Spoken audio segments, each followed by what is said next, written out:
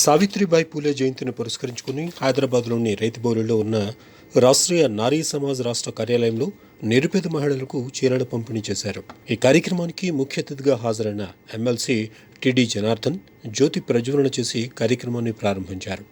అనంతరం ఆయన మాట్లాడుతూ పూలే దంపతుల త్యాగ ఫలితంగా విద్యను అభ్యసించి ఇవాళ మహిళలు అన్ని రంగాల్లో రాణిస్తున్నారని, సమాజ శ్రేయస్సు కోసం పూలే దంపతులు తమ జీవితాలను అంకితం చేశారని, పూలే దంపతులను ఆదర్శంగా తీసుకుని రాష్ట్రీయ నారీ సమాజ్ ఆర్గనైజేషన్ చేస్తున్న కార్యక్రమాలు అభినందనీయమని చెప్పారు.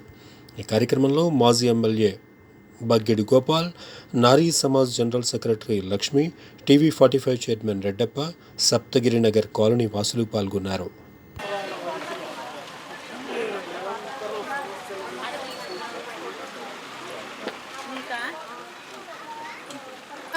వరదరం విష్ణుం శశివర్ణం చతుర్భుజం ప్రసన్నవదనం ధ్యాయేత్ అగజానన పద్మార్కం గజానన మహర్నిశం అనేకదంతం భక్తానాం పాస్మహే.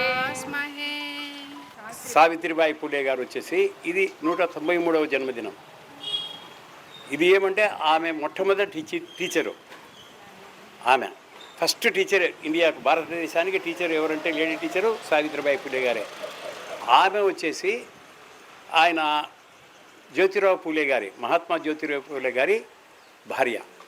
ఆయన మహాత్మా జ్యోతిరావు పూలే, అదో అక్కడ ఉన్న విగ్రహం, ఆమె భార్య. ఓకే, ఇప్పుడు ఏమంటే మనమందరం కూడా ప్రతి సంవత్సరము ఈ కార్యక్రమాన్ని జరుపుకుంటున్నాము. ఈసారి మనకు అదృష్టం కలిసి వచ్చి మా సార్ జనార్దన్ గారు, నేను ఫోన్ చేస్తానే తప్పకుండా వస్తున్నాను రామకృష్ణ గారు అని అమరావతి నుంచి అదే పని పాపం వచ్చి మళ్ళీ ఇక్కడ అటెండ్ అయ్యారు. మీ అందరికీ చీరలు ఇవ్వాలని చెప్పేసి ఆయన చేతుల మీదుగా. ఆయన వచ్చేసి బగ్గిడి గోపాల్ గారు, ఆయన ఎక్స్ఎమ్మెల్యే, ఒక తెలుగుదేశంలో ఎలిగిపోయిన ఎమ్మెల్యే గారు ఆయన. ఆమె వచ్చేసి మాధవి గారు, బెల్లం మాధవి అని వచ్చేసి టీఆర్ఎస్లో ఈ ఛాంబర్ ఆఫ్ కామర్స్కు మహిళా వింగ్కు చైర్మన్ ఆమె.